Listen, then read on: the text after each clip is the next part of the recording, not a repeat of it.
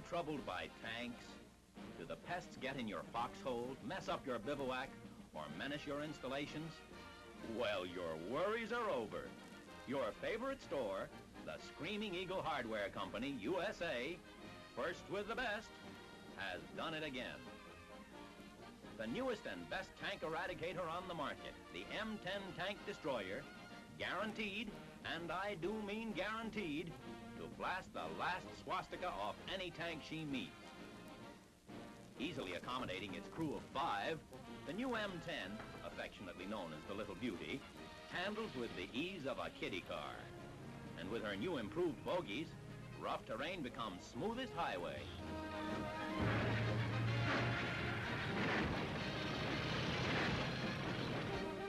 Durable as a rhinoceros, the destroyer can crawl down a cliff like a fly on the side of a building.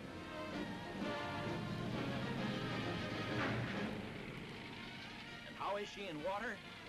Why, gentlemen, the Little Beauty might well be called the M10 Duck.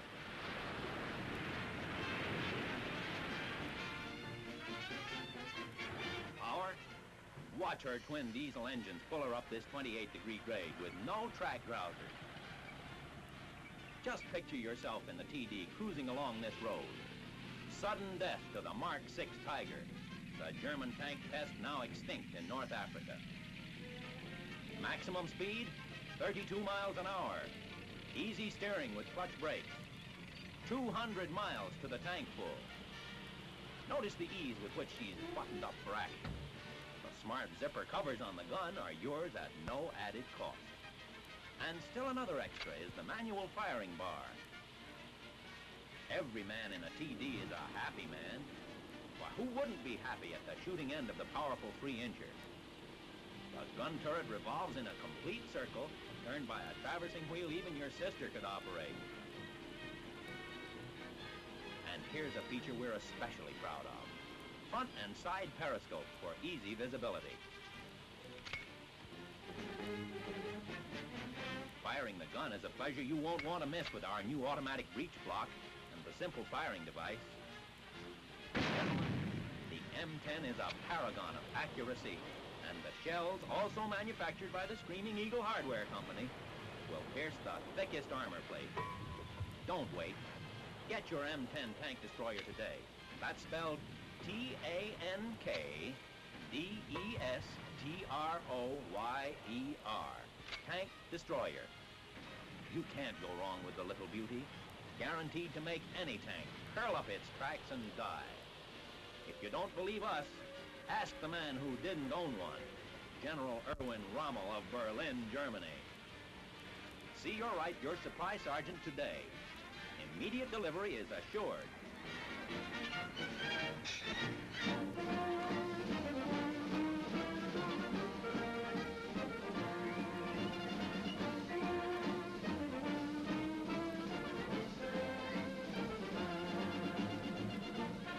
Hi, Ted. What do you say, boy? How are you doing? Oh, good to see you. Sure good to see you, too. Meet Captain Ted Lawson and Captain Dean Davenport of the Army Air Corps. You may have heard something about a little flight they made last year. They were pilot and co-pilot in one of those B-25s which took off from the deck of the Hornet and delivered a basket of eggs to Tojo. Sure great to see you again, Ted. Good to Yeah, be it's with you. good to see you too, Dean. Say, did you ever get married when you came back here to the States? No, not me, Ted. I thought you were in that hospital in China. You were always saying when you first got back to the States you were going to get married first. No, I was in China, Ted. Things are a little different here. You're not fooling, they really are. I didn't think we'd ever make it. Say, remember that crash we had out there on the beach, Ted? That's no fooling. That was a little rough. Never heard so much noise in my life. No, it really was. Hasn't been so terribly long ago, though, really just a little over a year. 79 men and 16 planes on that ship waiting for the moment to take off for Tokyo. Funny we weren't more nervous. It was almost as if we were going on a regulation training flight. Remember the day Doolittle tied that Jap medal on a bomb? The guy who sent it in said we should return it with interest. And we did. It was on our plane, wasn't it? I think so. Maybe it was a bomb that blew that steel smeller to smithereens. Ted, I still don't understand why our motors conked out on us after we left Tokyo. We checked and rechecked those planes every day. Well, those B-25s weren't made for the ocean, Dean. The salt in the air must have gotten our carburetor jet. someplace along the line. Did you ever exercise with those Navy guys, Ted? You're darn right. And every time I ran around that flight deck, it seemed like it'd be too short for a pigeon to take off from. But Doolittle said it could be done, and he was right. Yeah, the morning of the takeoff, he looked like a man without a worry in the world. A great guy. I'll never forget that morning. April the 18th, 9:50 a.m. Saturday. We were still 400 miles away from where we were supposed to take off because that Jap patrol boat we ran into. The only rations we had time to put in the plane were a dozen candy bars and cigarettes. Remember what you said to me, Dean, as we sat in the plane? It looks like we got ourselves into a hell of a mess. And you said this is a hell of a time to think of a thing like that. Doolittle's plane went first. It all had been planned out on paper, but this was the first real test. The first time anyone tried to boost a land plane that size off the deck of a carrier. The extra load of gasoline and bombs didn't help either. I was pushing that plane in the air for all I was worth. Who wasn't? I sure had a bad case of the jitters when our turn came. Remember, I forgot to put down those flaps. Hell, it was my fault as much as yours. I should have checked. We were all jittery. That flight deck was short. The ocean was like a roller coaster.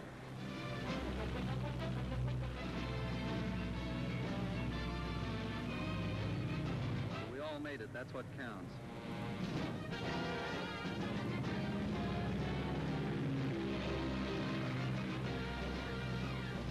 That's one trip I'll never forget, Tad. Nobody will forget it, Captain. And we won't forget the pilots on the raid who were captured by the Japs. And we aren't forgetting how some of them, we don't know how many, were murdered in cold blood. General Arnold, Chief of the Army Air Force, has given the answer for all of us. My message is to all personnel of the Army Air Forces. In violation of every rule of military procedure and every concept of human decency, the Japanese have executed several of your brave comrades who took part in the first Tokyo raid. Those men died as heroes. We must not rest. We must redouble our efforts until the inhuman warlords who committed this crime have been utterly destroyed.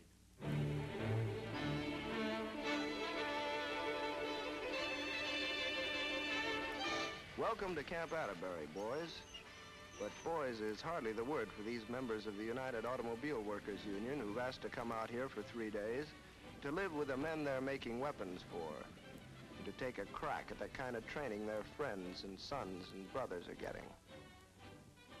They get the old reception center workout with the medics, with a supply line, stuff that fits, stuff that doesn't fit, fatigues, long-handled drawers. For them, the works. It's a ragged-looking body of citizens on a hike, but one of those gents might have made your bomb sight, so don't throw rocks at them. Maybe they can make bayonets, but they've got a lot to learn about handling them. Incidentally, that elderly character sneaking off the edge of the Trick Bridge has 7 children, but this toggle rope proposition isn't much like walking across Brooklyn Bridge. That's an expert spot welder taking a break in the pool. The pearl diver is a 4-star man with machine tools. And these part-time recruits making up beds for Saturday morning inspection are the guys who wire the instrument panels on bombers.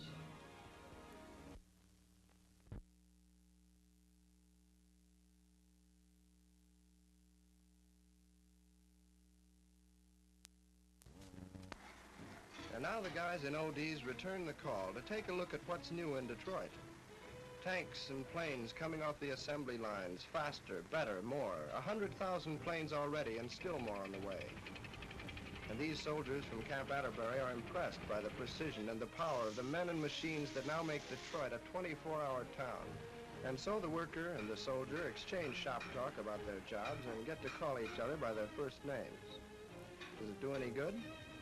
Well, listen to what one of the Detroit men had to say about his visit to Atterbury. This war is going to be won with plenty of guts and plenty of sweat.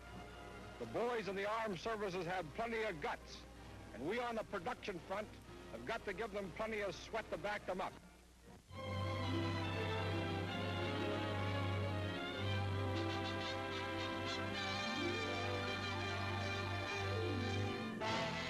That's a German sub, a German torpedo. That was an Allied supply ship. Those are British, Dutch, Norwegians, Americans.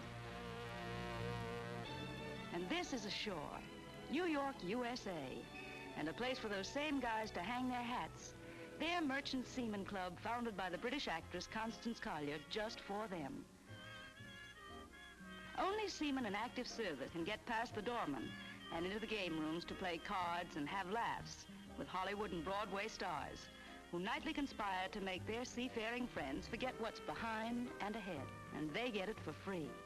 Say, fellas, I just want to say that Soglo, the caricaturist, you know, the creator of the famous Little King, well, Mr. Soglo is at the food bar, and he wants to draw pictures of any of you men, and we'll send the pictures home for you. Isn't that wonderful? Does it look just like him? Well, look at me.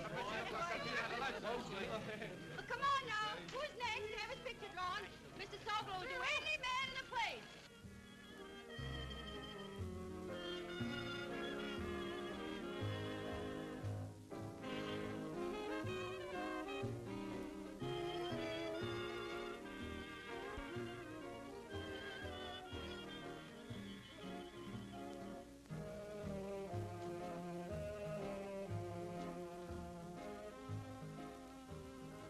This is quite a nice change from drawing merchant seamen. I am a merchant seaman. What? Yes, I am a third mate on a Russian boat and just as much a merchant seaman as any of them. How do you do, Miss Olikova? Mr. Soglo, this is Miss Valentina Olikova of the Soviet Merchant Marine. How do you do? How do you do? Oh, I'm awfully sorry I'm late. I'm supposed to meet that Russian girl. Oh, I'm Shirley Booth. Projalesta to the Merchant Seamen's Club. Pojalasta, Skadjeta, Nieskolko, Slav, Tuvarisham. I just asked Miss Olikova to say a few words to you boys. I said it in Russian. I know you from the radio, Miss Booth. You are Miss Duffy on Duffy's Tavern? No? Yes. I laughed very much. Oh, you did? Oh, that's wonderful. And would you say a few words to the boys now? It is funny. I am at ease on my boat, but I am nervous here. Oh, no, don't be nervous. Are you married? Yes, I am. My husband is third mate like me. He is a good boxer, too. There's one thing I was wondering about. Don't you have a lot of trouble? I mean, a woman officer in charge of men, don't you have difficulty asserting your authority? That is what I was trained for. I went in Leningrad to the Marine Engineering School. It is there I met my husband. You Russian women make me feel kind of helpless. There is no difference, except that we have the enemy closer. That gives us bigger reasons to fight for our children, our homes. Yes, you have a baby, haven't you? A son, 2.5 years old. He is in a town the Nazis have occupied. He is one of the big reasons. Boys, do you realize that Miss Olikova has been standing watch on our boat until 8 o'clock tonight? That's tough. I was going to ask her to dance. Oh, I am not too tired for that. Come on. You know, that's the first time I've danced with a third mate. Okay. Come on.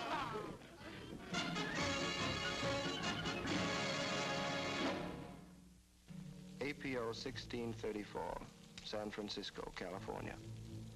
Dear Lou, your letter hit me in Australia just before we hopped a northbound choo-choo for New Guinea. I would have answered, but most of my free time's used up writing Phyllis. Believe me, boy, I miss her like hell. I miss the whole damn town, you included. But recently, we finished up our job at Boona, so we're getting a couple of days breather. Incidentally, excuse the spots, it's raining, and the drops is leaking down my arm. The whole New Guinea thing has been something, Lou. Call it a experience. That's a tolerable word, I guess. Right from the start, when we come off the boat at Port Moresby, I knowed something was up. No waiting around, stalling like usually.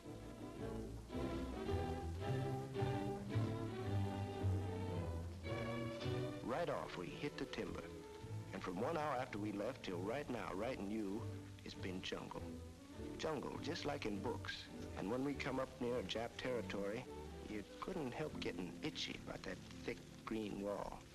Every second you wonder, maybe a Jap's hanging in that tree, hiding in those bushes, ready to pop you off. No roads, nothing like Elm Street or Vine Drive. Out here, we had to make them ourselves. Some sort of road to support the heavier stuff when it moved up. They're funny-looking things made with logs, like tracks. Most of the time, they work okay. But the roads and them trails through the jungles was no good for supplies.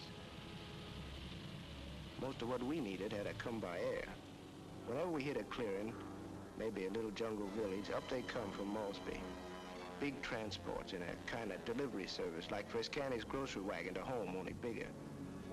In they'd zoom, a couple 100 feet up, scaring the pants off the bush boys, and scattering food and ammunition and medical stuff around like a Elks picnic out at the Dells. Japs had been through a few weeks before, going backwards. So them guys done all they could for us before we pushed on, chasing the Japs. We kept knocking the Japs back and back until we got them bunched up on the beach at Buna, in Buna Mission. It was a little different out there on the sand. Japs was hidden in the jungle, close by. But Yank scouts pushed up and up that beach.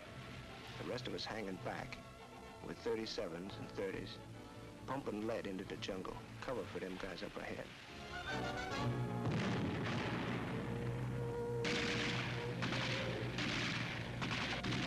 We were scared, Lou. Scared like hell. Couldn't help it. But still, our guys kept it going, inching up that beach, scared or no scared.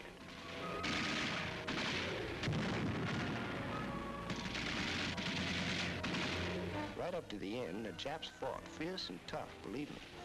But I don't know, with them it's like animals, like the header, different from us.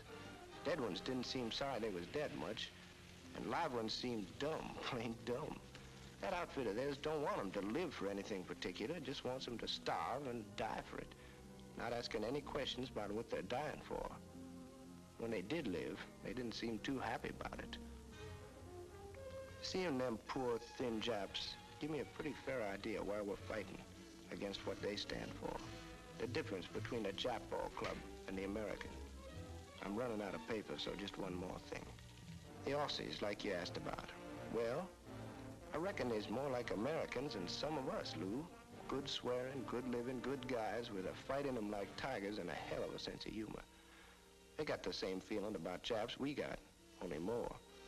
Big difference between them and us is their hats. And the fact they've been out here longer than we have. For a long time, you know, it was their own show. And they'd hit plenty of trouble, plenty of casualties. Even then, natives was helping them, carrying a stream of wounded back from the front, which they done regular.